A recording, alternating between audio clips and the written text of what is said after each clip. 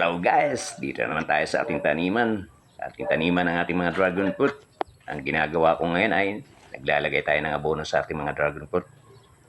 Dahil off-season na, eto, maintenance uli na naman tayo sa ating mga dragon fruit. Marami pa tayong abonohan dito. Nakakita nyo yan sa likod.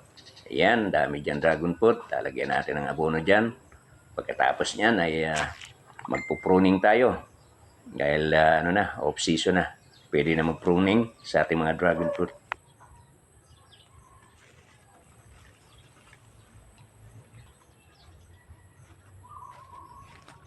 So guys, lalagay tayo ng abono sa ating mga dragon fruit. Let's rock and roll. Ito nga pala yung mga pataba na nilagay ko. Ito yung mga pinabulok ko na mga saan ng saging, kakawate, madre de agua, at may halo siyang kaumanyur. Kaya medyo maganda tong pataba na to. Marami-rami na rin tong ginawa kong compost na to. Kaya marami tayong malalagyan dito sa ating dragon fruit. Pero palagay ko kukulangin to. Kaya gagawin naman natin ay magpo-compost ulit tayo. Papabulok ulit tayo ng mga kung ano-ano pa dyan. Ito nga palang nilalagyan ko ng mga abono. Ito'y bago pang tanim ko. Kaya kailangan nating abunuhan to siya. So, andito naman tayo sa kabila. Abunuhan naman natin to. Bali, itong kabilang hilera na to, bali, yan sila. Tig 8. 8 sa kabila, 8 dito sa kabila. Bali, 16 yan.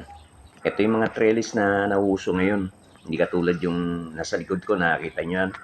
Yan ang umbrella type. Ito naman itong bagong trellis ngayon.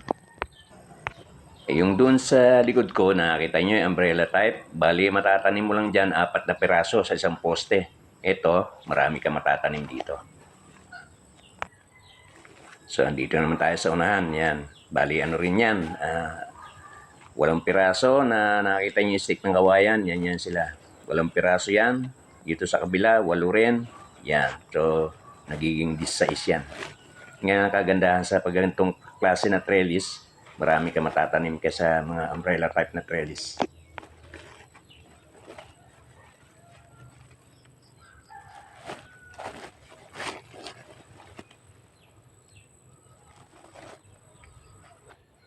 So ayun guys, tapos natin na pag-abono. So meron pa tayong abonuhan. Dahil ngayon ay off-season na. Off-season na ng dragon fruit. Kailangan natin ng maintenance. Yan, mga bagong tanim to eh. Mga abonuhan pa tayo dito. Doon sa dulo.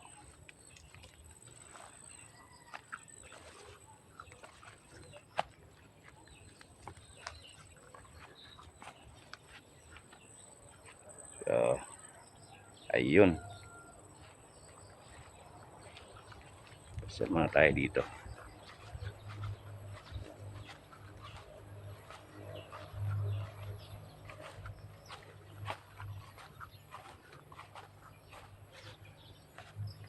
Yun. Off season na rin. Yan, kailangan naman natin ng ngayon. Ang magpo-pruning na naman tayo. Maintenance ulit. Yan dito, wala pang abono yan dyan. Yan sa likod ko. Bunuhan pa yan.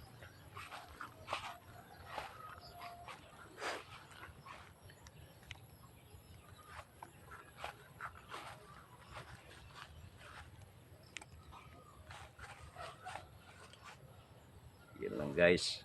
Ingat tayong lahat. Ingat. Let's rock and roll.